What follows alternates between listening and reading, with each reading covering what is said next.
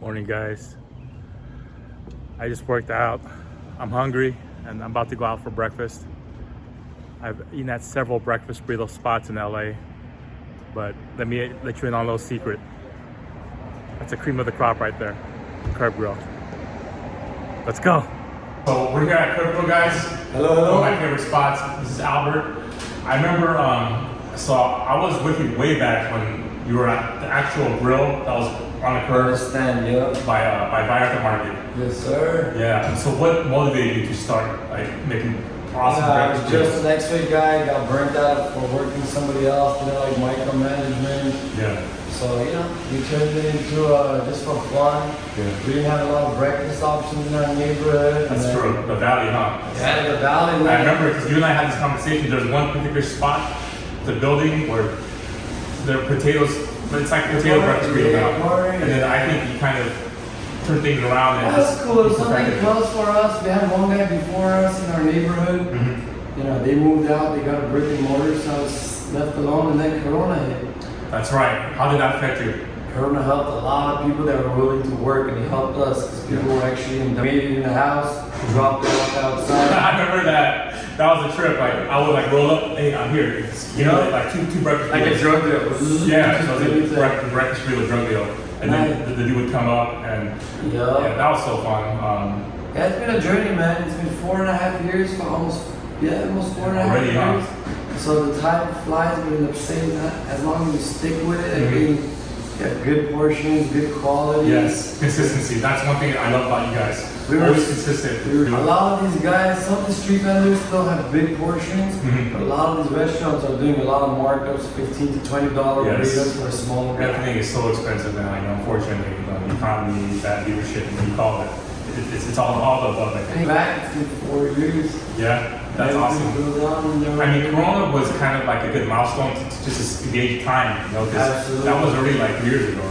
So even like a year before that, that means it was 4 years ago. And well, the thing is, as long as now is a good time to start a business too. I talked to a customer about this. Okay. When I think everybody's struggling and you just kind of midlife crisis, kind of confused on where to get money. Yeah. If you have the time, you can bounce around and create something for yourself. Followers know. Like there's a lot of people on the go that are like, hey, this guy is like new, he's clean, he's reasonable, let's go support him. What I love about the market is since there is that competition, it kind of like ups the level of everyone's game. Like there's so many, like for instance, like taco stands around here. Like you have to at least be like a little bit above average, otherwise you're not gonna make it. Food doesn't sit. And I don't do chicken off the street either, man. Chicken's a little dangerous. Yeah, it's a little dicey, huh? Because it's some. These are great points from a former street vendor. Anytime. Any advice you guys want, messages on Curb Grill. I'll help everybody out. I pay my bills. I don't have to make money off of this business. I just gotta stay afloat so I don't sink. And as long as I stay long enough with something and improve it, it will work. Discipline is the key. For diet, I think it's sugar. Discipline. But in general, discipline is weird. You don't have to be like crazy, wake up at 5 a.m. You start small. Like one day I gave up a soda. That's the only way to do it, right? Man, there's 52 weeks. Give up a soda 1 week. Next week, give up half your chocolate. Next week, give up the cookie. In a month, you already half of your sugars out of your system. That's the only way to do it. I mean, realistically, like Coke's turkey stuff doesn't work. And by the way, I thank God for Coke Zero. You get like little fix. I get my fix, man. Some people say if you do it later on, you want it more. But then we always want chocolate. We always want sweets. See, guys, so this is coming from a mind of an entrepreneur, a businessman. He's on the come up. So all this is stuff that we call like get down. Support your friends and family. You guys don't have to go there and buy their product, but you can always post. You can always tell other people about it. There's so many ways to support, right? Like, there's people that didn't like street food. I have friends who don't eat specific places. And I'm not gonna go call them out on it. What I do is you don't even have to talk to them about it. You just gotta accept the fact that certain people don't do certain things. Expect everybody to be full. So as a restaurateur, like how much does Yelp actually affect you? Well, if you're a new business owner, I want to teach you guys something that I did. First 6 months, I did not have Yelp. Why? I was a street vendor. And I don't care how good you are at making your burritos or your burgers or your hot dogs. When 10 people show up at the same time, you're gonna screw it up. So first 3 to 6 months, don't start Yelp. Go Instagram, TikTok, social media, figure out your mistakes. There are gonna be mistakes when you do a lot of traffic, man. People like we just did 30 orders before you showed up. Wow. And we do this every week. The guy comes and picks it up. Yeah. We still screw up.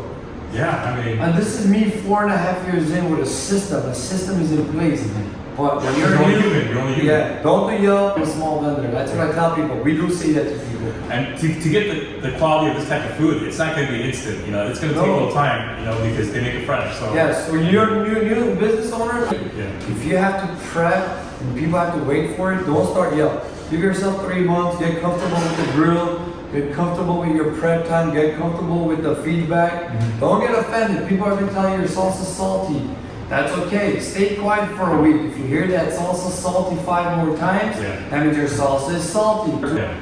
But don't start it. Take that 6-month loss. Think of it as a hobby. Sure. Think of it as, even if you take a loss, so what? Work harder in your job. Just make more money and balance it out. Because it's always a marathon. 1 year, 2 year plan, you'll kill it. Day in and day out. Day in and day out. It's trickling, man. It's a little drip in the water in a cup and then it fills up. You don't see it. But then you're like 6 months down the road, you're like, hold on, I used to make $40 a day, now I'm at 80? And then that actually motivates you. But my thing is, anybody that messages me, as much as I can, I'll help them to succeed. That's at least doing the big, like I've had people who copy us. Yeah. And they now have a brick and mortar. I'm not gonna give them a shout out. Okay, yeah. I think I know. We've had 3 guys copy us. 2 of them fell off. Okay. 1 of them not making money. There's a lot of money out there. Every area has their own customer. People are gonna like your food. They're gonna like your personality. So don't worry about the guy next to you. That's right. You, do it right, do it good, and you'll keep You could apply that concept to so many different everything, things. man. You know, Almost just everything. You tend to your own garden, and then that way, when you have enough, at that point, you can give away. Yep. Don't worry about their garden. Worry about your own. That's what my dad and I, even the older heads used to say: is water your plant before you water somebody else's. Yeah. So, Curb Grill, by the way, we're now a brick and mortar in Montrose.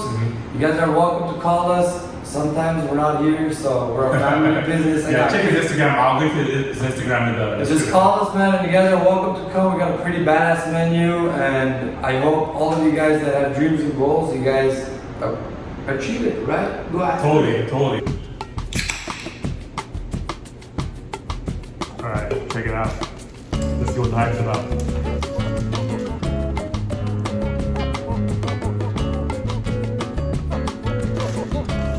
This is the Curb Grill favorite.